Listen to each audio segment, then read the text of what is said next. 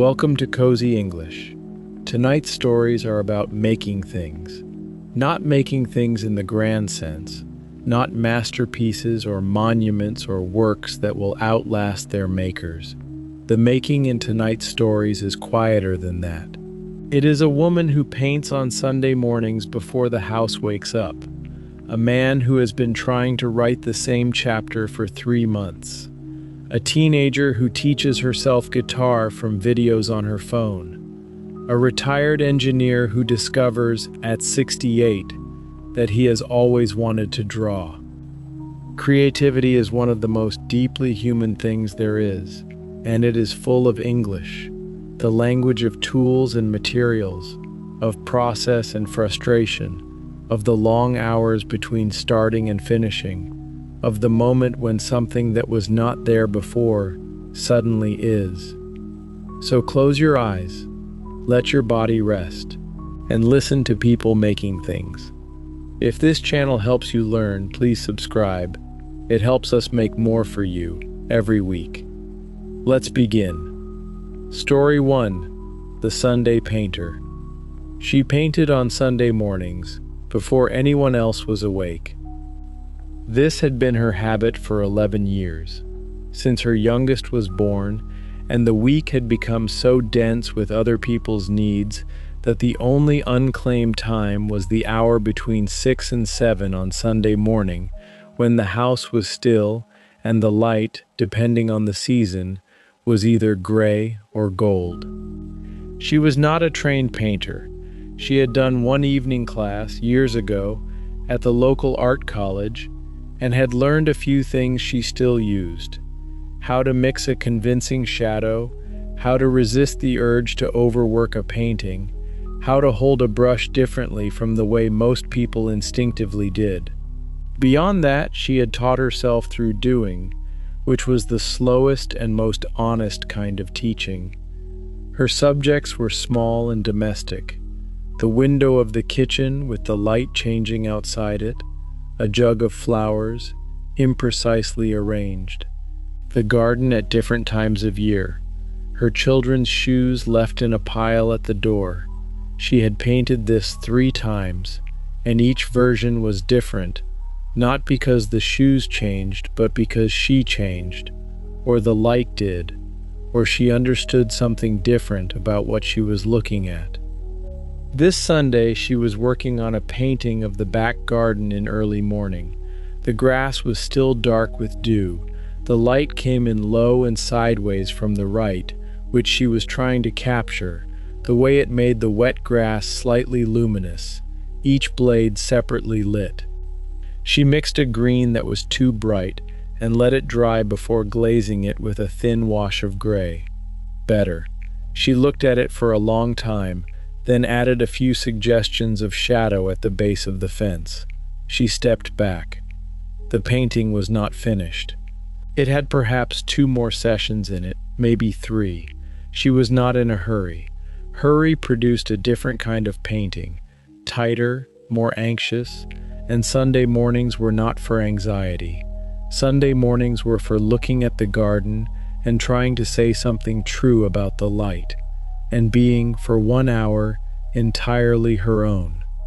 She heard a sound upstairs, the particular creak of the floor above the kitchen, which was her daughter's room. She looked at the clock, 5 to 7. She cleaned her brushes carefully, capped her paints, put the wet painting on the easel to dry.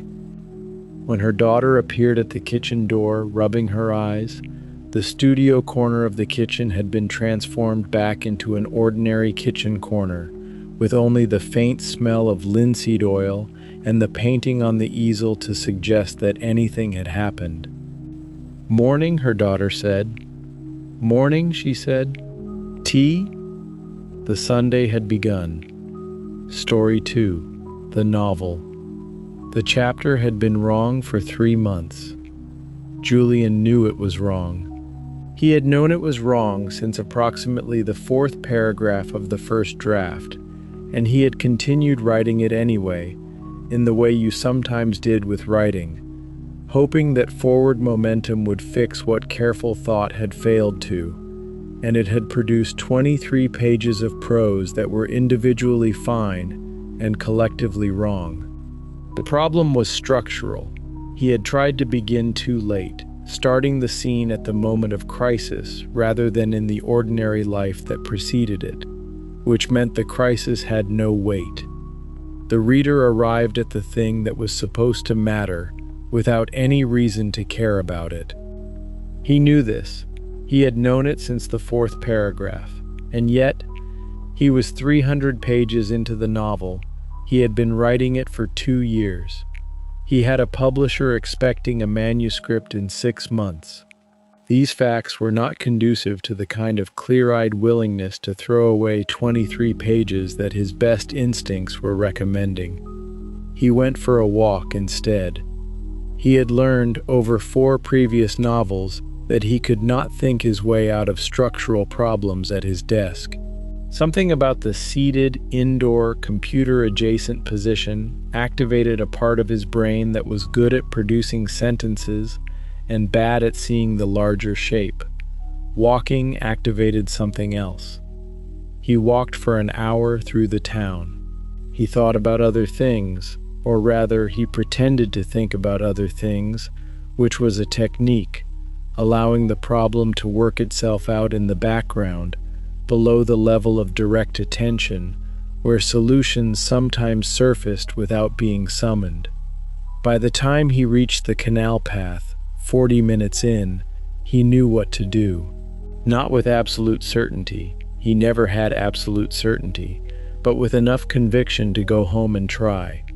He cut the 23 pages. It took 20 minutes to do this. 20 minutes to delete work that had taken 3 weeks to produce. He saved the deleted pages in a separate document because he was not so confident that he was prepared to lose them entirely. Then he stared at the blank space at the end of chapter 12 and began again. This draft of the opening was different, slower. It began in an ordinary morning before anything happened.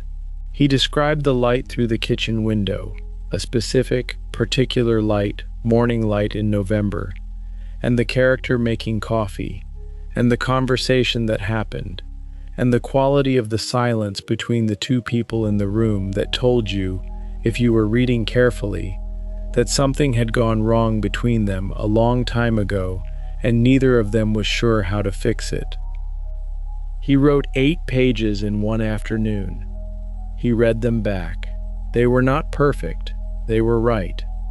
He allowed himself, quietly and without ceremony, to feel good about this for the rest of the evening. Story 3. Learning the guitar. Zara had decided to learn guitar on a Thursday, which was not a day she associated with large decisions.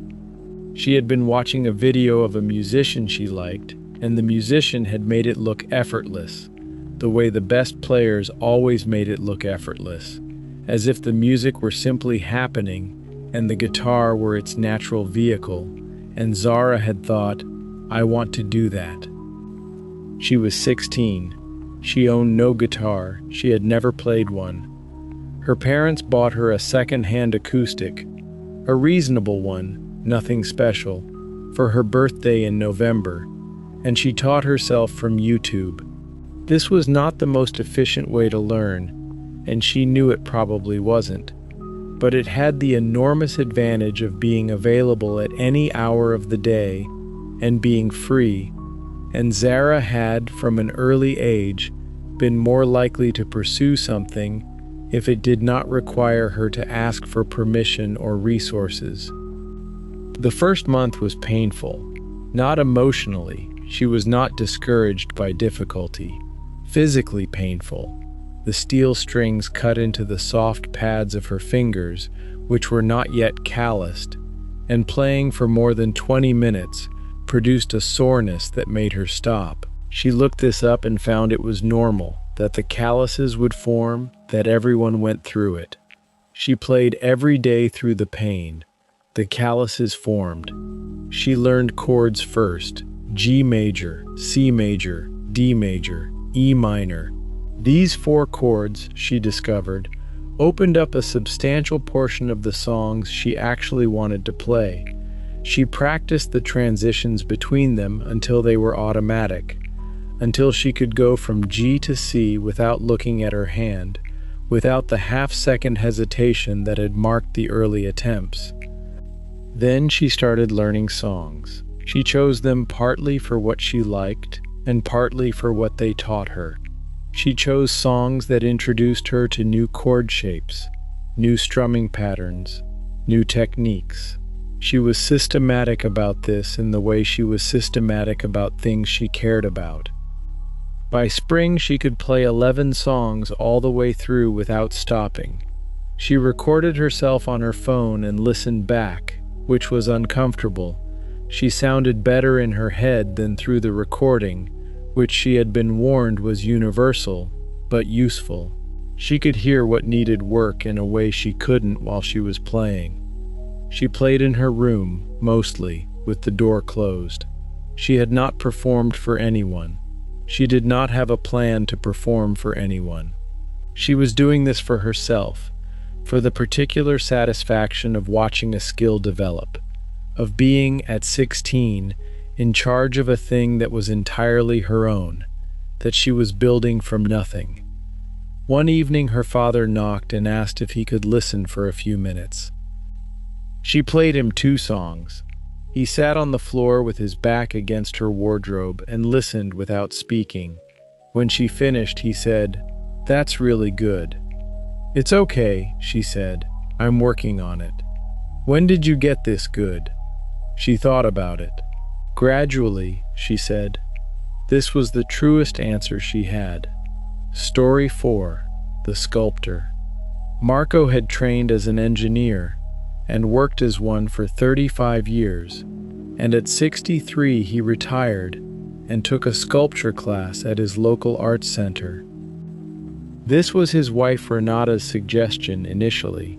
She had been watching him spend the first 6 weeks of retirement reorganizing the garage and had felt that his energy needed somewhere more interesting to go.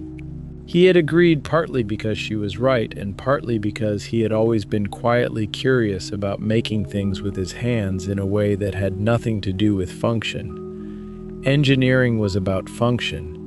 He had spent 35 years solving functional problems. Structures that bore loads, systems that managed forces, designs that had to work. He was good at this. He found it satisfying.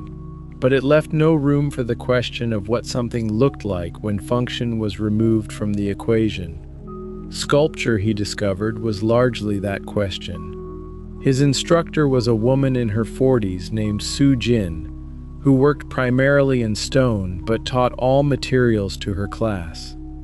She set Marco working in clay first, which she did with all beginners, because clay was immediate and forgiving. You could see your decisions and reverse them, which gave you time to understand what you were actually trying to do. Marco made a series of small, compact, technically precise objects that Sujin looked at with a slightly complicated expression. "What are they?" she asked of the first one. "A sphere," he said. "Yes," she said. "But what is it for?" He stared at her. "Nothing," he said. "It's a sphere." "Then why a sphere?" He thought about this for 2 days. He came back to the next session and said, "Because I find them satisfying perfect curvature. No corners, no beginning or end. They have a completeness that other shapes don't have." Sujin looked at him with a different expression. "That," she said, "is what your work is about." He did not fully understand this for several more sessions, but he kept making things. He moved from clay to stone, a soft limestone that Sujin introduced him to, which cut with a fine rasp in a way that produced, he found, a deep physical satisfaction. He made a series of rounded forms. They were not spheres exactly. They had variations, suggestions, slight departures from perfect symmetry, that he came to understand were not failures but decisions. By the end of the year, he had made 11 pieces. He kept most of them in the garage, in a line on the shelf where the tools used to be. Renata called this the gallery, and sometimes brought people to look at it with a pride he found both embarrassing and touching. He was not an artist. He did not think of himself as an artist. He was an engineer who had discovered that making things without function produced in him something he did not have a name for, but recognized as important. He signed up for the second year. Story 5. The photograph. The photograph had been taken on a Thursday in September, at 4 in the afternoon, in a market town she had stopped in on the way to somewhere else. Adeze kept it on her phone and looked at it sometimes.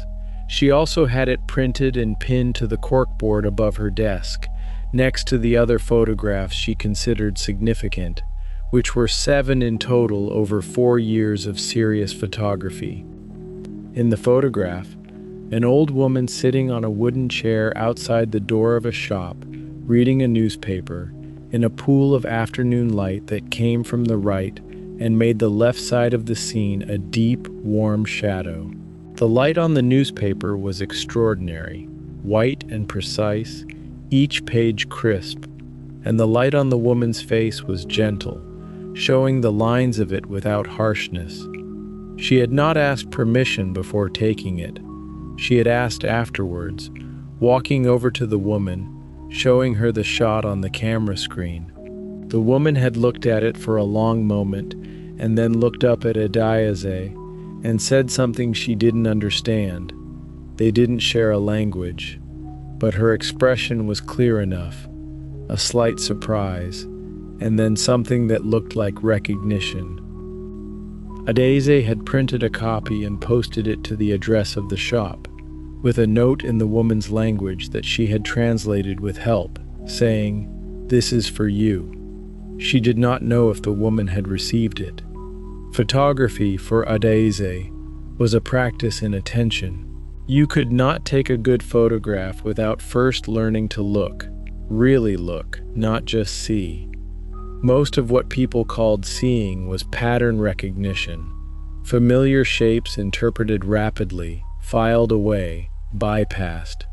Photography required you to stop the bypass, to look at the thing directly, to notice the light on it, the shadow beside it, the relationship between it and what surrounded it. She had a camera she loved, a film camera, heavy and precise, which she had bought second-hand and had serviced, and which she used for the shots that mattered. For everything else, she used her phone. She had been asked why she still used film, now that digital had surpassed it technically. "Because it slows me down," she always said. "You only have 36 shots. You think before you take one." This was not the only reason. There was also the chemistry of it, the developing, the printing in the darkroom she had set up in her bathroom, the way an image appeared on paper in the developer tray, slow and then rapid, the way the world surfaced on the white sheet like something being remembered. She loved the darkroom. It was the only place in her life that was fully analog, fully physical, fully present. She checked the photograph again on her phone. The woman in the pool of September light, reading. The shadow on the left, the brightness on the right. The quality of attention that had made it possible. She pinned it back to the board. Story 6. The choir conductor. She had been conducting the choir for 18 years, which meant she had been standing at the front of this room, a church hall on a Wednesday evening, for 18 years, and had spent those years learning things she had not known she needed to learn. The first thing she had learned was that conducting was not about leading, or rather it was about a specific kind of leading that worked by listening rather than directing. The choir needed to hear itself. Her job was to help it do that, to create the conditions in which 26 individual voices could become one thing. The second thing she had learned was that the voice was not separate from the person. This was obvious when she said it now, but it had taken her years to fully understand. When someone in the choir was anxious, you could hear it. When someone was grieving, you could hear it. When the choir was under-rehearsed, there was a tension in the sound that no amount of technique could cover. The music always told the truth. This Wednesday, they were preparing for a concert in 3 weeks. The program included a piece by a composer she had not conducted before, a living composer, which she found both exciting and demanding because there was no established tradition of interpretation to fall back on. You had to make decisions. You had to have reasons for them. She had spent 2 weeks with the score before bringing it to the choir.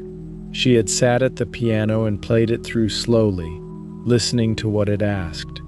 She had read the composer's own notes, which were helpful. She had made marks in pencil, tempo shifts, dynamic shadings, places where she wanted the choir to breathe together or separately. Now she stood at the front of the room and raised her hands. The choir settled, 26 people holding their scores, looking at her. Different ages, different backgrounds, different relationships to music. Some of them had been singing in choirs all their lives. Some were newer. 2 were in their first year of any choral singing at all. She gave them the tempo with her hands. They began. The first few bars were ragged, as they always were at first with unfamiliar music. People slightly uncertain of their entries, slightly tentative about the notes. She kept her expression encouraging. She did not stop them. By the second page, something was beginning to cohere. She could hear it, the way the voices were starting to listen to each other, the way the blend was improving bar by bar. She made a small gesture with her left hand, softer. The dynamic dropped, the music opened up. She loved this moment. The moment when a group of people stopped being individuals and became something collective. It happened differently every time, sometimes quickly, sometimes not until the end of a long rehearsal, but when it happened, it was unmistakable. The sound changed. It became bigger than the sum of its parts. She thought about this sometimes. What made it happen? What she did or didn't do that allowed it? She had come to believe, after 18 years, that the answer was something like trust. When the singers trusted each other and trusted her and trusted the music, the sound could do what it was capable of. Her job was to create and maintain that trust, and everything else, the tempo, the dynamics, the entries and releases, was in service of that. The choir sang. The room held it. Story 7. The Knitter. Vera had been knitting since she was 8 years old. 54 years. She had knitted through 2 pregnancies, 3 house moves, 1 difficult decade, and several good ones. She had knitted on trains and in waiting rooms and in front of the television and, once, in a meeting, which she had later acknowledged was possibly not her most professional moment. She had made blankets and jumpers and socks and scarves and hats and mittens and toys and, once, at someone's special request, a cover for a hot water bottle shaped like a badger. She had given most of it away. She did not knit to accumulate. She knitted for the doing. People asked her, often, why she knitted. They usually expected an answer about relaxation or creativity or the satisfaction of making something with your hands, and these were true answers, but they were not the whole truth. The whole truth was harder to explain. When she was knitting, she was in a particular state of mind, not thinking exactly and not thinking. The hands were occupied with something familiar and rhythmic, which meant they did not require the part of her brain that handled attention. That part was free. Free in a way that it was not free when she sat still doing nothing, which produced anxiety, or when she was actively busy, which produced focus.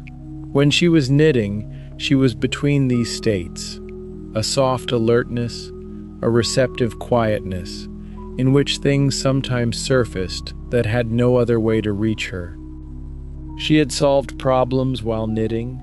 She had worked through grief while knitting. She had had her best ideas while knitting, recognitions and realizations and sudden clarities that arrived, always, in the space the needles had made. She was working now on a blue cardigan, a complicated pattern with cables, which she was doing from memory because she had made it before, and the pattern was in her hands. The needles moved with the automaticity of something very old and very practiced. Click, wrap, pull through. Click, wrap, pull through. Her daughter was coming for dinner in 2 hours. She had the afternoon. She sat in the chair by the window, the needles moving, the afternoon light on the wool, the cardigan growing row by row in her lap, and thought about nothing and everything, and let the knitting do what it always did. Story 8. The Theater. She had been building sets for the theater company for 6 years, and she still felt, on the first day of every new production, the particular mix of excitement and uncertainty that she associated with standing in front of a blank space and being asked to fill it with a world. Maya worked with a small team, 2 carpenters, a scenic painter, and an assistant who was different each production, usually a recent drama school graduate. They built the sets in a workshop outside town and assembled them in the theater space, working backwards from the opening night, in a schedule that was always slightly too tight. This production was a play set in a railway station in the 1950s. The director wanted the feeling of scale, a large space with a high ceiling, the sense of air above the action. She also wanted period authenticity, the specific quality of light that fluorescent tubes had not yet replaced, the surfaces of stone and polished wood and painted iron that belonged to that decade. Maya had spent a week in research before drawing anything.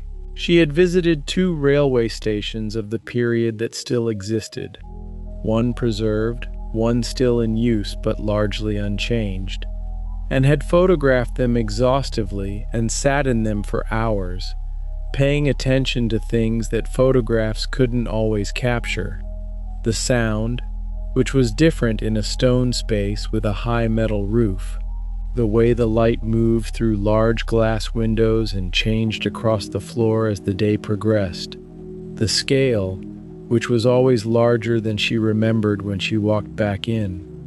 Then she had drawn, sketches first, rapid and rough, trying to capture the feeling rather than the detail. Then more precise drawings, working out proportions, deciding what to include and what to leave out, because a stage set was not a photograph of a place. It was an evocation, and evocations required selection. What she left out was as important as what she kept. She left out most of the ceiling, suggestion was enough, and the practical constraints of a theater space limited height. She simplified the floor, keeping the texture but not every detail of the stone. She kept the large window, the platform bench, the clock. The clock she spent 3 days getting right. The specific typeface of the numbers, the style of the hands, the patina of a large station clock that had been running for 30 years. It was a minor element in the overall set, but she had come to believe that the details no one consciously noticed were the ones that made a set feel real, rather than theatrical. When an audience believed the world on stage was real, they stopped thinking about it and started thinking about the story. That was the job. Opening night, she stood at the back of the auditorium and watched the play begin. The lights came up on her set. The audience was silent. An actor walked across the stage and sat on the platform bench. The clock on the wall showed 11:45. The window showed light that suggested morning. The stone floor was smooth and particular. The audience saw a railway station in 1955. They did not see the week in research or the 3 days on the clock. They saw a world. Maya let out the breath she had been holding. Story 9. The Writer's Block. Nneka had not written anything she considered finished in 14 months. She had written plenty that was unfinished. Fragments, openings, paragraphs that went somewhere and then stopped, scenes that she could see but could not render. She had a folder on her computer called Working that contained 43 documents, each of which she had opened with some hope and closed with less. She was not alarmed. She had been here before, not for this long, but before, and she had learned that alarmed was the wrong response. Alarmed produced a particular kind of tightening, a desperation to produce that paradoxically made production harder. She was not alarmed. She admitted to herself on a Tuesday in February, quite tired of it. She spoke to a writer friend, Margot, who had been through her own long silences and who had the kind of practical, unsentimental approach to the difficulties of writing that Nneka found more useful than sympathy. "What are you reading?" Margot said. "Not enough," Nneka admitted. "There it is," Margot said. This was Margot's theory, not unique to her, but held with conviction, that writing was downstream of reading, that the imagination needed to be fed by other people's language before it could produce its own. When the writing dried up, usually the reading had dried up first. Nneka had not been reading because she had been busy, and because when she sat down to read, she thought about the writing she was not doing, which made reading feel like procrastination, which made her close the book. She understood the logic of this trap, but had been in it long enough that she had forgotten how to get out. "Read something you've never read before," Margot said. "Something outside what you normally do. Your brain needs something it can't predict." She went to the library. She picked, on something like impulse, a book about the history of tide pools. She had never read a book about marine biology. She had never particularly thought about tide pools. She took it home and read it for 2 hours. It was extraordinary. The world it described, the complex, dense, impossibly varied life of a few square meters of rock at the edge of the sea, was so specific and so strange and so packed with language she didn't know that she sat up from it at the end, feeling as though she had been somewhere. She opened her laptop. She did not try to write. She wrote the sentence that was in her head, which was nothing to do with tide pools and which she did not expect to be good. Then another sentence. Then a paragraph. She wrote for an hour and a half and stopped, not because she had run out, but because it was midnight. She looked at the document. It was not finished. It might not come to anything, but it was something. She sent Margot a one-line message, "Tide pools." Margot replied, immediately, "Told you."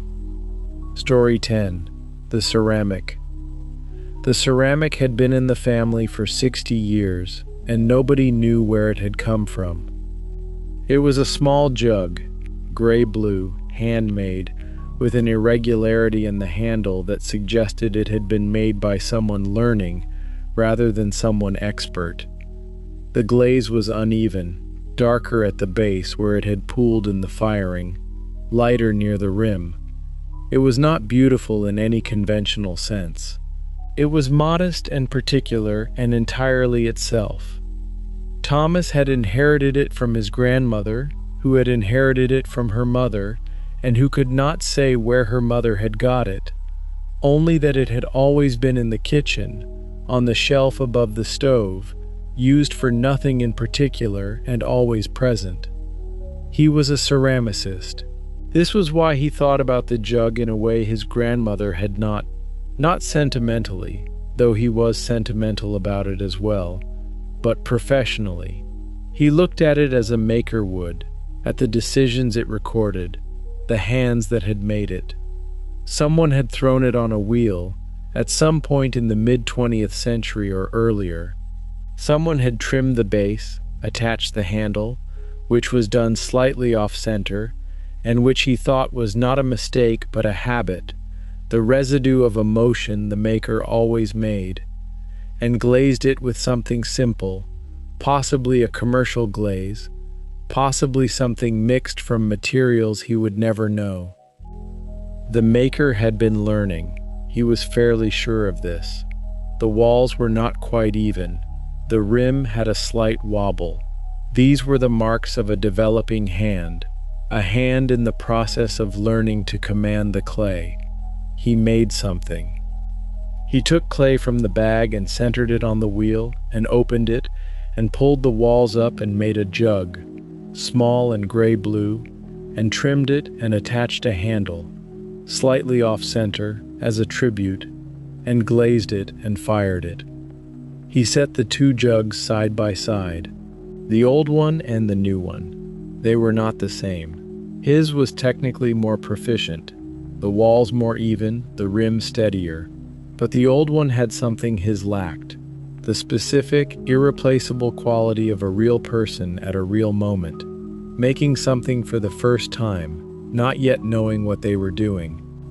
That could not be replicated. You could only make your own version of it, your own record of your own hands at your own moment, which would itself become, if it survived, the mysterious object that someone 60 years from now would hold and wonder about. He put both jugs on the shelf above his workbench. He looked at them for a moment. Then he went back to the wheel. Story 11. The Music Room. The piano had been in the house when they bought it. The previous owners had not wanted to move it. An upright, old, with yellowed keys and a slightly honky tone that came from decades of strings that had not quite been tuned to perfection. They had said the piano went with the house, as if it were a fixture. Saren had not played the piano since she was 13, when she had given up lessons in the way that teenagers sometimes gave up things that required practice in favor of other things that did not. She was now 38, 25 years. She sat down at it on the evening they moved in, mostly out of curiosity, and played middle C. The note rang out in the empty room, slightly flat, slightly warm, filling the space. She played the notes either side, then a scale. Her fingers remembered the positions in a way her conscious mind did not. Muscle memory, laid down 25 years ago, still present. She played a few bars of something she had learned as a child. It came back hesitantly, like a story half remembered, the melody there, and then missing, and then there again. She got up. She had things to unpack. But she went back the next evening, and the evening after that. She was not recommitting to the piano. She was not setting herself practice schedules or goals. She was simply playing in the evenings, after everything else was done, sitting at the old upright in the room that had become, without being declared as such, the music room, and putting her hands on the keys and seeing what was still there. A surprising amount was still there.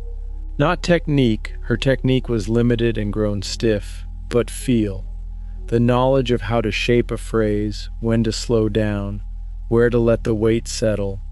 These things came back not all at once, but incrementally, evening by evening, the way things came back when you gave them enough time and patience and the right conditions. She had the piano tuned in October by a man who spent 2 hours on it and pronounced it, at the end, acceptable. The tone changed. The honkiness resolved into something mellower, more precise. She played through it that evening, and the difference was large. Her partner, coming in from the garden, stopped at the door to listen. She hadn't noticed. When she became aware of him, she stopped. "Don't stop," he said. She played for another 20 minutes while he sat in the armchair and read, or appeared to read. It was not a performance. It was a returning to something she had put down a long time ago, to a version of herself she had half forgotten, to the particular solitude of sitting alone in a room and making music that no one had asked for and that would vanish the moment the sound died. She would go back tomorrow. She was fairly sure of that. Story 12, the first exhibition. Dara had not told most people about the exhibition. She had told her partner and her sister and her closest friend Keiko, and that was it. 4 people. 3 of them came. The exhibition was at a small gallery in the east of the city, the kind that showed new work without established names behind it, work that was trying to find its audience rather than playing to one. Dara had been given one wall and a corner, which she had measured carefully and spent 3 months making work to fit. The work was large by her previous standards at least. She had mostly worked small, in sketchbooks and on modest-sized panels, and going large had required her to change not just the scale but the approach, the physical relationship to the canvas, the way she thought about mark making when the marks were being made with her whole arm rather than her wrist. She had painted 14 pieces. She had put 10 of them in the exhibition and kept 4 back, either unresolved or too personal or both. On the opening evening she arrived early and stood in the corner while the gallery staff put the finishing touches to the lighting. The work on the wall looked, under the gallery lights, like work she had made and also like something slightly unfamiliar. This was the strange thing about seeing your own work in a formal space. It became, somehow, more itself, more definite. It had crossed a line from private to public, and there was no crossing back. People came. Not many, a small gathering, a couple of dozen, some of whom had come specifically for her, and some of whom were there for the gallery generally, or for other artists in the show. She stood near her work when she felt she should, and away from it when she felt people needed to look without the added pressure of the artist watching them. A woman she did not know stood in front of one of the large canvases for a long time, 3 or 4 minutes. This was unusual. People mostly glanced, moved on. Dara watched from across the room without approaching. Eventually the woman turned, found Dara's eyes by some instinct, and walked over. "Can I ask you something about this painting?" she said. "Of course," Dara said. "What were you thinking about when you made it?" Dara looked at the canvas. It was one of the larger ones, a field of warm gray, interrupted by a diagonal of cadmium orange, dense at one end and dissipating at the other. She had made it in November, in the small hours, and she had been thinking about, she considered how to say it, the way certain feelings arrive, she said, all at once and then thinning out as you move away from them. The woman looked at the painting again. "Yes," she said, "that's what I felt when I looked at it. I just didn't know if that's what you meant." "That's what I meant," Dara said. The woman thanked her and moved on. Dara stood in front of the painting for a moment longer. It was out in the world now. Someone had felt in front of it what she had felt while making it. That was the whole point. That was, she supposed, why she had made it, why anyone made anything, for precisely this possibility, that the thing you made privately would find someone on the other side of it. She went to get a glass of wine and talked to her partner, who was standing across the room looking pleased. The evening went on. More people came and went. The painting remained on the wall. It had done the thing it was for. Story 13. The Portrait. She had been painting portraits for 20 years and had learned, very early on, that the most difficult thing about them was not the technical work. The technical work was hard enough. Getting the proportions right, catching the particular quality of skin in a specific light, rendering the way eyes held expression across sessions. But none of that was the hardest part. The hardest part was sitting with someone for long enough to understand what to paint. Not their face, them. Her subjects came from everywhere. Commissioned portraits, mostly, but also people she simply asked. She had a policy of asking at least 3 people a year who interested her in some way she could not immediately explain. A man she saw reading in a cafe, a woman she passed on a museum staircase, an elderly neighbor who had a way of standing in her garden in the early morning that contained something she wanted to understand. Most of them said yes. People were more willing to be looked at than they thought, once the looking was given a frame. She spent the first session just talking and watching, not sketching, watching.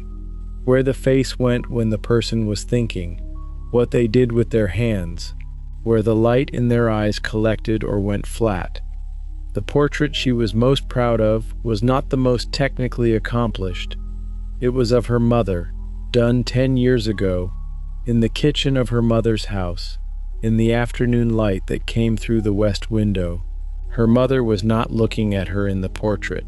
She was looking at something outside the frame that might have been nothing or might have been everything. She had caught something in that look. She still could not have said exactly what.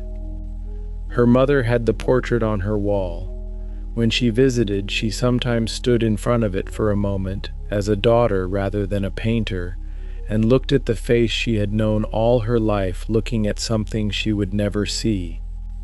Story 14. The Studio.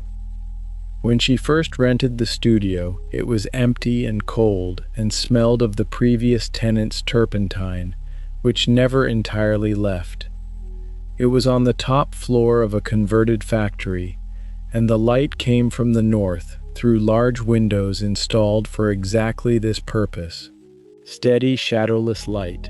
She had been on the waiting list for 2 years. When the call came, she accepted immediately and did not ask about the rent until afterward. She moved in with everything she owned that was relevant to the work.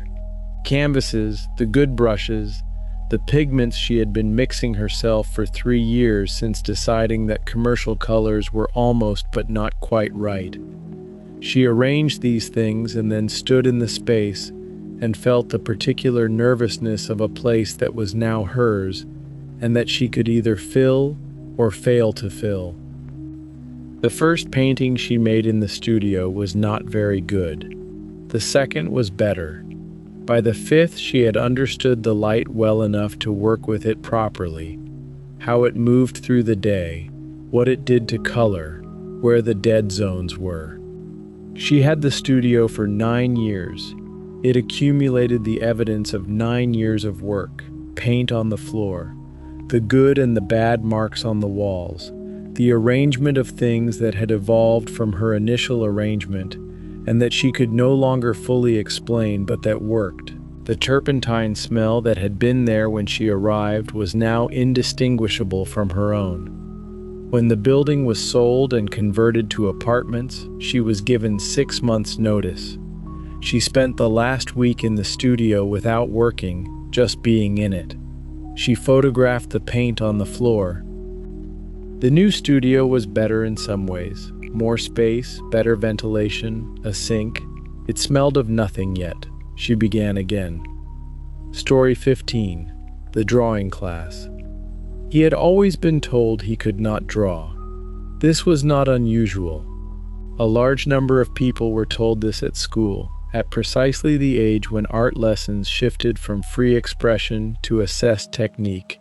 and he had believed it in the way that things told to you by authority figures in childhood tend to be believed, thoroughly and for a long time. He was 44 when he signed up for the life drawing class. He had signed up not because he intended to become a draftsman, but because the class met on Thursday evenings, and he needed something to do on Thursday evenings that was not what he had been doing on Thursday evenings, which was nothing. The teacher was a woman of about 60, with the brisk manner of someone who had heard every reason people gave for not being able to draw and had stopped finding them interesting. She said, "You can all draw. Drawing is looking. Most people do not look. You are going to learn to look." He had expected this to be motivational talk. Over the following weeks, he came to understand it as a practical description of what drawing actually was. He spent the first 4 classes producing work that looked exactly like the work of someone who could not draw, which was accurate. He felt the old conviction confirmed, "Told you so." But the teacher looked at his work each week without disappointment, more with a technical assessment, the way a running coach might look at your stride. She said, "You are drawing what you think a hand looks like. Look at the actual hand in front of you." He looked at the hand. He looked longer than felt comfortable, longer than seemed like enough, and then drew what he saw. The drawing was not good, but it was better. By the end of 12 weeks, he was producing work that looked like someone learning to draw, rather than someone who could not. The teacher said this was progress in a way that meant it. He signed up for the intermediate class. He was not good yet. He was, however, interested, which turned out to be more important and considerably more durable. Story 16, The Photograph. He had been taking photographs since he was 17, which meant he had been doing it for 31 years, and he still had no consistent explanation for why one image worked and another did not. He had come to accept the nature of it. Photographs that looked like they should be beautiful sometimes were not. Photographs taken in the wrong light on the wrong day sometimes were. The difference was something he could recognize after the fact but could not reliably produce on demand. He had met photographers who claimed otherwise and did not entirely believe them. What he could do, and had always been able to do, was wait. This was the skill that people outside photography underestimated. Not the technical knowledge, though that mattered. Not the equipment, though that mattered too. The waiting. The willingness to stand in one place for 20 minutes, or return to the same location on 5 separate mornings, or sit at the end of a pier for an hour in the cold, because the light was almost right and might become right. His best photograph was of 2 women talking at a market stall. They did not know he was there. One was laughing, reaching out to touch the other's arm, and the light from a gap in the awning was falling across both of them in exactly the right way, and behind them the stall was full of color and movement, and the whole thing lasted perhaps 3 seconds before the light changed and it was gone. He had been standing at that market for 40 minutes, not thinking about the photograph he was about to take, just watching and waiting. He could not explain the 40 minutes to people who expected photography to be faster, which was most people. The women did not know they were in his best photograph. They existed in his archive as a moment of coincidence between light and gesture and patience. This seemed to him to be what most things worth having were. Story 17, The Bookbinder. She had fallen into bookbinding the way she had fallen into several things, by accident, because something adjacent caught her attention. The adjacent thing was a library sale. She bought a box of old books for £10, took them home, and one had a broken spine she decided on impulse to try to repair. She looked up a video, found it inadequate, found a better resource, found the better resource referred to techniques she did not know, started learning those techniques, and somewhere in that process discovered that what she was doing was the centuries-old craft of bookbinding, which had its own tools, vocabulary, community, and history. She took a class, then another. Within a year, she had equipment she had not expected to own: a lying press, a plow, a bone folder, specialist needles, bookcloth in 8 colors, papers from Japan and Italy and Germany. These lived in her spare room, which had become a workshop. By the same gradual process, the hobby had become a practice. What she loved about it was the combination of precision and material. Bookbinding required you to measure and cut with accuracy, to understand the grain direction of paper and cloth, to plan the structure before you began. But it also required immediate, tactile engagement with the material. The feel of paper, the resistance of thread, the sound of the press. It was, unlike much of the rest of her working life, a thing understood entirely through the hands. She repaired books for people, carefully, with materials that matched the period and style of each book. She also made books from scratch, journals, sketchbooks, folded structures that were more object than book. She gave most of them away. People asked if she sold them. She usually said no. The selling would change something about the making. She was not sure exactly what. She preferred the making to remain its own thing, complete without needing to become anything else. Story 18. The Pottery Class. The thing about pottery, he discovered, was that it humbled you immediately and without mercy. He had thought he was a reasonably practical person. He was good with his hands in the ordinary sense. He could build, fix, make things that needed making. He had assumed this would translate to working with clay. It did not translate. The clay did what physics and centrifugal force and the relationship between his hands and the spinning wheel determined, which was never quite what he intended. Walls collapsed. Bases came out too thick or too thin. The thing he had planned as a bowl became a suggestion of a bowl, and then a flat disc, and then, on one memorable occasion, simply clay on the wheel with no remaining bowl characteristics at all. The teacher said, "This is what everyone does at first." He said it without sympathy or comfort, which was the right approach.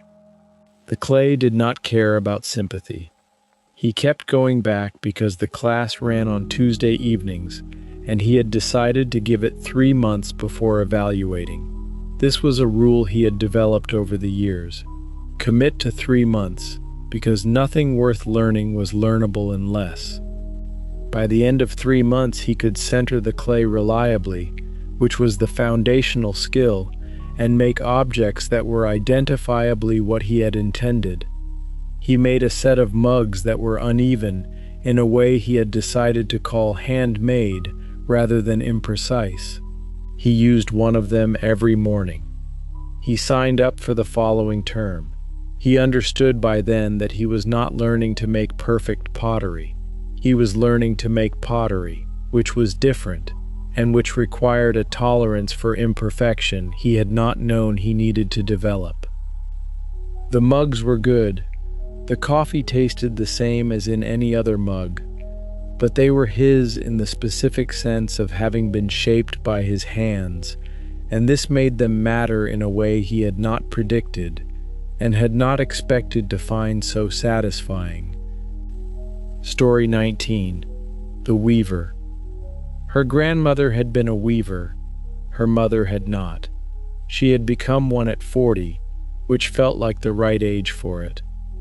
The loom had come from a woman in the next village who was giving up the craft after 30 years. She had driven there to look at it without any intention of buying it, and had come home with a large wooden frame in the back of her car and a packet of yarn samples and a book that the woman pressed on her, saying, "You will need this," and saying it in a way that suggested she knew something. She did need it. The book was old and detailed and assumed a prior knowledge she did not have, so she read it carefully, twice, and then began. The first warp she set up took 4 hours. The first few centimeters of weaving were too loose, then too tight, then approximately right. The rhythm of it, the shuttle passing through, the beater closing the shed, the cloth building inch by inch, took several weeks to feel natural, and then felt entirely natural. What she made in the first year was simple: scarves, a blanket, some small table runners that she gave as gifts. The making of simple things was more instructive than she had expected. Weaving was a structure, a mathematics of warp and weft, and the structure had to be correct before anything else could be. In the second year, she began to make things that were less simple. She began to think about color the way she had never thought about it before, as something with weight and temperature and direction. She began to understand why her grandmother had kept a loom in the front room, which had seemed eccentric when she was a child, and seemed entirely reasonable now. She did not know if she was good at weaving by any external standard. She knew that she was learning, and that the learning had no foreseeable endpoint, and that this was precisely what she had needed. Story 20. What she left behind. When the artist died, she left behind 4,000 works on paper, 2 oil paintings, and no explanation. Her family found this difficult and then clarifying.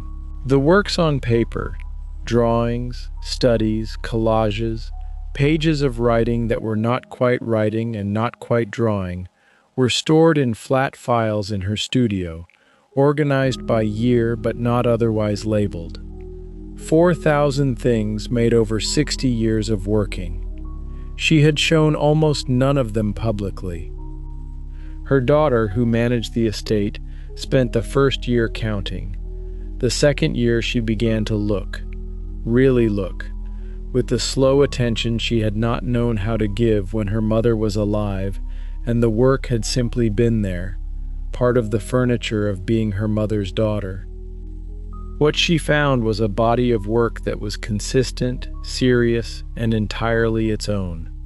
Her mother had not made the art expected of her generation, or of her training, or of the market she had briefly entered in her 30s and then quietly left.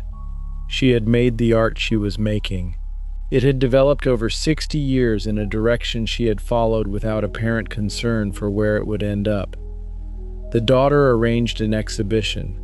A small gallery agreed. 40 works selected from 4,000, the selection taking 6 months and being the most difficult work of her life. She wanted the work to be seen, which was what her mother had not done. The opening evening, standing in the gallery, she watched people look at the 40 drawings. She watched them stop in front of things. She watched them look longer than they had expected to.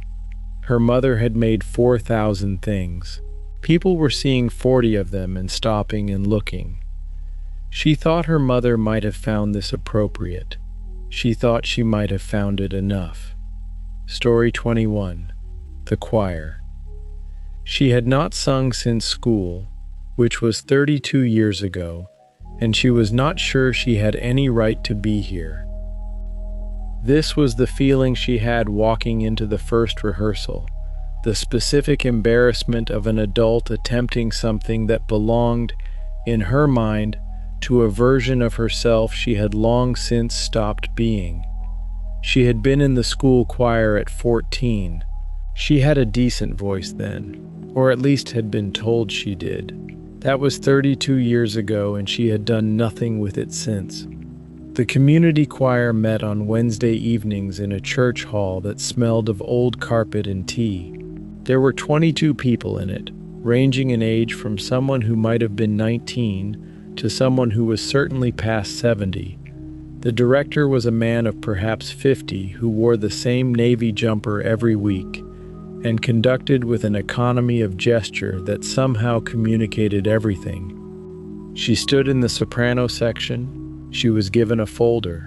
She opened it and looked at the music, which she could read haltingly, and told herself she could leave after this first session if it was wrong. She did not leave. She came back the following Wednesday and the one after. Her voice, which she had not used in this way for 32 years, had to be found again, which was the only way she could describe the process.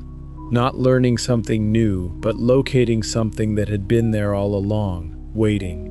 The director did not comment on any individual voice. He worked the group as a group, and in the group her voice was part of something larger, which was a different relationship to sound than she had expected. She sang in the first concert at Christmas.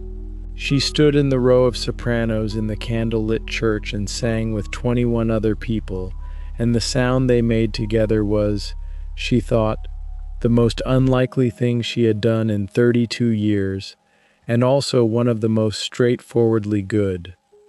Story 22. The Garden. She had been an artist all her professional life, and the garden was the first thing she had ever made that she could not control. This was the point of it, she had decided after the first year. You planned, you planted, you tended, and then the living things did what living things did. They grew in the directions they preferred.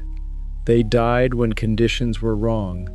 They volunteered themselves in places she had not put them, self-seated and independent, and she had to decide each time whether to let them stay or move them. She had not had a garden before. She had lived in flats and then in a house with a paved yard that she had treated as a space for chairs. The garden came with the larger house she had moved to at 55, when she had enough space and enough time and enough inclination to finally have one. She made the mistakes that first-time gardeners made. She planted things in the wrong place, the wrong soil, the wrong month. She underestimated how large things would get and overestimated how much she could change once they were in the ground. She lost plants she had loved and grew fond of plants she had not planned for. What she learned in the first few years was a different relationship to time than painting had given her. A painting could be finished in a day or a decade, but the finishing was yours to determine. The garden finished things on its own schedule. Bulbs planted in October appeared, or did not appear, in April. Perennials came back, or did not come back, the following year. You waited. She came to find this restful rather than frustrating. She had spent her working life being the one who decided when things were done. The garden decided for itself. She participated. This was enough, and occasionally more than enough, and she found herself, in the evenings in the garden, more at peace than she had been in her studio in years. Story 23. The Commission. He had taken the commission because he needed the money, and finished it because he needed to know he could. The brief had been clear enough: a large-scale mural for the entrance hall of a new building, something that felt welcoming and spoke to the building's purpose, which was community. He had said yes, quoted a fee, and then spent 3 weeks unable to start, circling the problem like an animal circling a fire. The problem was not technical. He had done large-scale work before. He knew how to manage the scale. He knew how to use the wall. The problem was the word community, which was both very important and completely unspecific. Community could mean anything. He needed it to mean something. He started by talking to people. He spent a week in the building before it opened, when only the workers were there, asking them what they thought community meant. He did the same with the people who would eventually use the building. He wrote down what they said, not to use their words, but to find the shape of what they were trying to say, which was often different from the words themselves. The mural he ended up making did not depict community in any literal sense. It depicted light moving through water, which was not what anyone had described or suggested, but which seemed to him to contain, in the way that abstraction can contain things, the actual quality of what people had tried to articulate, something that moved and shifted and connected and could not be held still. He finished it in 6 days of working long hours on scaffolding. On the last evening, he stood on the ground and looked at the whole thing. It was good. He had not been sure it would be good. The people who ran the building said it was exactly right. He did not tell them he had arrived at it by thinking about water. Some processes were better left unexplained. Story 24. Learning slowly. She had been learning the violin for 4 years and was still what she would call, honestly, a beginner. This was not a complaint. She had begun the violin at 51, after decades of meaning to, and she had understood from the first lesson that what she was undertaking was genuinely difficult, and that difficulty over a long time was not failure, but simply the shape of the thing. Her teacher was a young man, barely 30, who was patient in the way of someone who had chosen his profession carefully and understood that adult beginners were a different kind of student, more self-conscious, more analytically minded, more aware of their own limitations, which was both a help and a hindrance. She practiced every morning for 30 minutes. This was the rule she had made and kept. 30 minutes every day before the day became itself and the 30 minutes became impossible. Over 4 years, this was roughly 700 hours of practice, which sounded like a lot and was not quite enough to sound entirely convincing on the instrument yet, but was enough to hear the difference between where she had been and where she was. The piece she was working on now she would not have been able to play 18 months ago. This was the only measure she used. Not comparison to others, not comparison to a standard, comparison to her own previous self, which was the only fair comparison available. Her teacher said she had a good ear, which meant she could hear when she was wrong. She was wrong less often than she used to be. She was still wrong regularly. This was fine. It was the nature of learning something that had no final destination, only the ongoing movement toward something better. She played in her kitchen every morning while the day was still quiet. The cat ignored her. The neighbors had never complained, which she interpreted as tolerance if not enthusiasm. Story 25. The sketch. He sketched everything. He had done it since he was a teenager, and he had done it for so long that it no longer felt like an action so much as a reflex. The hand reaching for the pen, the eye noting the angle of a shoulder or the quality of shadow on a wall, the quick marks on paper that were not meant for anyone, but which added up, over the years, to an archive of looking. He had hundreds of sketchbooks. They were in a shelving unit in his spare room, arranged chronologically. He did not look at them often, but he was aware of them, the physical weight of 30 years of looking, compressed into those shelves. People asked to see them sometimes. He showed them occasionally, though he was always slightly uncertain about it. The sketchbooks were not his finished work. They were something more private. The thinking, the looking, the notes made for himself. Showing them was like showing someone you're working out rather than your answer. But he had come to understand, in recent years, that the sketchbooks were also his truest work. The finished pieces had been edited, refined, made presentable. The sketches were immediate. They showed what he had actually seen in the moment he had seen it, unmediated by the second thoughts that crept in during the longer work. He had a sketch from 20 years ago, a woman waiting for a bus in the rain, done in 3 minutes with a ballpoint pen on the back of an envelope. She was standing with her arms folded and her chin slightly down and her whole body communicating something he could see but not name. He had kept the envelope. He had looked at it more times than any other thing he had made. You could not plan a drawing like that. You could only be ready. Story 26. The film. They had been making the short film for 8 months, and it was still not finished, which was either a sign that they were taking it seriously or that they didn't know how to stop. It had started as a simple project, 12 minutes, 1 location, 3 actors, a story that one of them had written in a week, and that seemed at the time both achievable and good.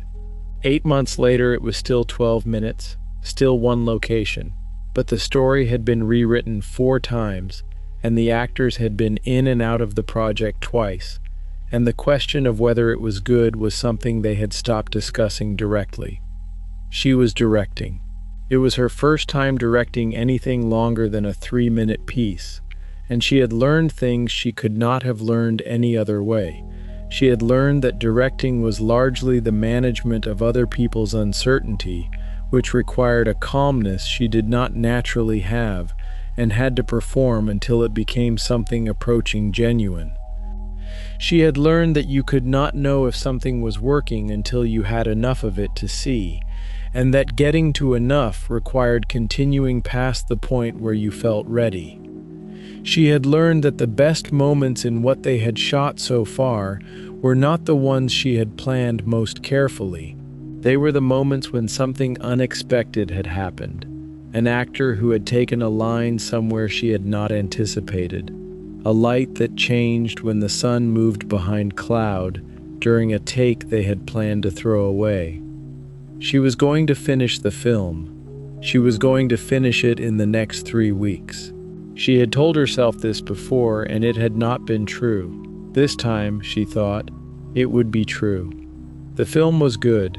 She was almost certain the film was good. She would know for certain when she could watch it without seeing what she had intended instead of what was there. Story 27. The Novel in the Drawer.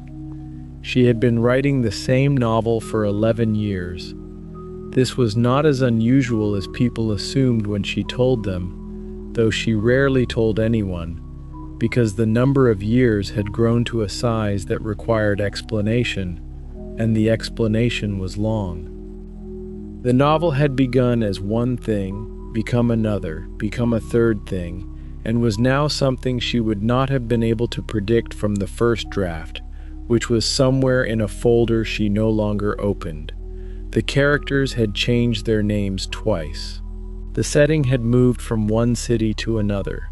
The central question, the thing the novel was trying to think about, had clarified over 11 years from something vague into something specific and, she hoped, true. She worked on it in the mornings, before her other work, for 1 hour. This was non-negotiable. She had read that many writers worked this way and had tried it and found it was the only thing that worked for her. The hour before the day was hers alone. She was not yet fully conscious, which helped. The editor in her head was still half asleep. People asked when it would be finished. She had stopped giving estimates after the 3rd year. She said, "When it is ready."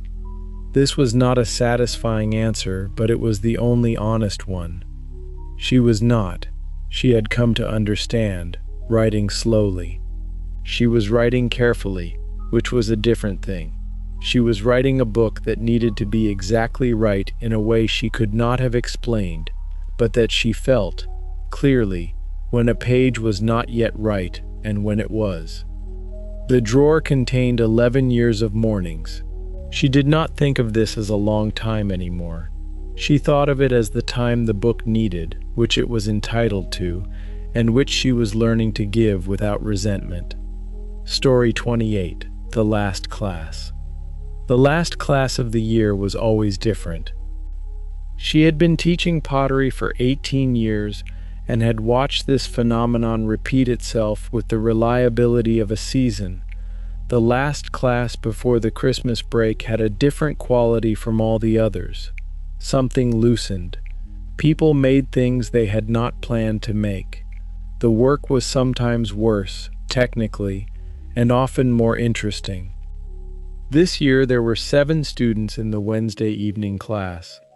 They ranged from a retired engineer who made precise, functional pieces that he gave as gifts, to a 20-year-old who came with a different idea every week and executed most of them imperfectly, but occasionally produced something that made her stop and look.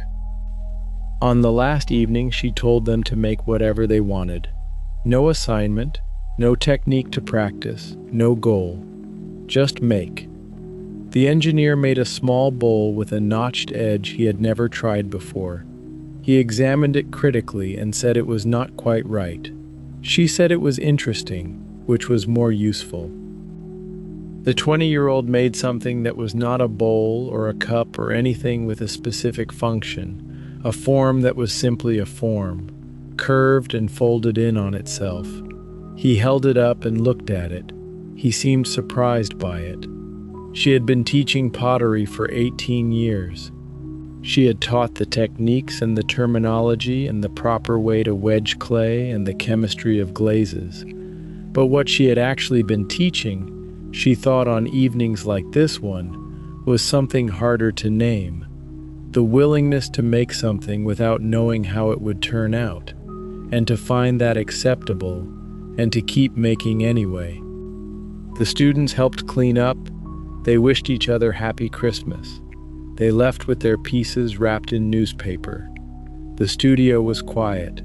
She looked at the shelves of work from the year, all the imperfect, sincere, various things people had made. She turned off the lights and locked up and walked home through the cold. Story 29, The Residency. She had applied for the residency on the advice of a friend who said it would change things, and had been accepted, and had spent the first week there certain that a mistake had been made. The residency was in a converted farmhouse in a remote part of the country, 3 hours from the nearest city. 12 artists, 4 months, the expectation that you would work. There were studios, a communal kitchen, a library with an eccentric but useful collection, and a weekly dinner where everyone cooked together, which turned out to be more important than it sounded. She had brought what she thought she needed, and had discovered within 2 weeks that she had brought the wrong things, by which she meant not the materials but the assumptions. She had assumed she would spend the residency making the work she had been trying to make for the previous 2 years, the large format paintings she had been approaching and retreating from, the color relationships she could not yet get right. Instead, she spent the first 6 weeks making small things, drawings mostly, studies for nothing, pages of marks. The large canvases stood against the wall of the studio, and she looked at them every morning and did not touch them. On a Tuesday in the 6th week, she picked up a brush and painted over the largest of them, painted it completely white. Then she sat down on the floor of the studio and looked at the white rectangle and felt something shift in the way that things shift when you have finally done the thing you were avoiding. She began again. What she made over the remaining 10 weeks was different from what she had brought and different from what she had planned. It was more itself, which was the only way she could describe it. When the residency ended, she did not feel that she had finished something. She felt that she had started. Story 30, The Notebook. He had kept a notebook every day for 19 years. Not a diary in the conventional sense, not a record of events or feelings, though those sometimes appeared.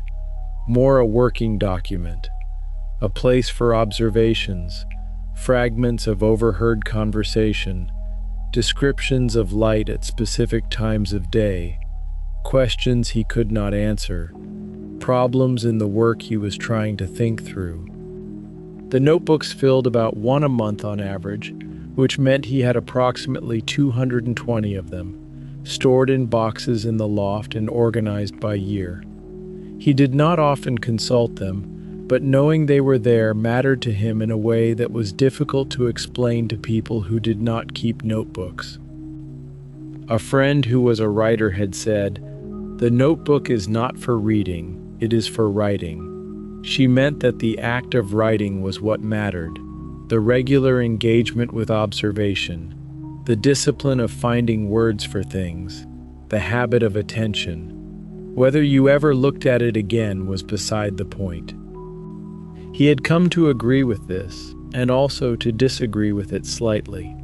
The notebooks were not for reading in the way a novel was for reading, but he had looked at them, occasionally, and found in them things he had forgotten he had seen or thought. Moments he had recorded with enough care that they came back clearly, the light in them still good. He had filled the most recent notebook 6 days ago. He had a new one on his desk, its first page empty. He would write something in it today, as he always did. Something small, something noticed. The work he could not do some days, the notebook he could always do, and over 19 years the always had accumulated into something he would not have been able to predict from the first page of the first notebook, which had begun, as all his notebooks began, with the date and whatever was happening with the light. Story 31. The Performance.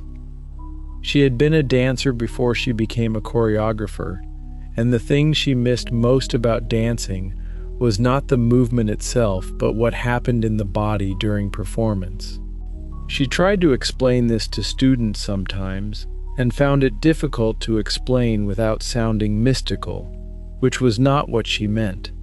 She meant something physiological and specific, the state that occurred when performance was going well, when the body was fully occupied by the task, and the mind was not narrating but simply present. A state of complete absorption. She had read descriptions of it in various disciplines, and it went by different names, but she recognized it from the inside. She had spent years trying to create conditions in which her dancers could access it. This was the actual job of choreography, as far as she was concerned, though it was not the job as it was usually described. The job as usually described was making movement, making structure, making meaning. Those things mattered. But underneath all of them was the more fundamental task, giving the performer a way to be entirely present, to be nowhere but here, doing this now. The best performances she had ever seen shared this quality. You could feel it from the audience, the difference between a performer who was executing and a performer who was inhabiting. The execution was always visible. The inhabiting was also visible.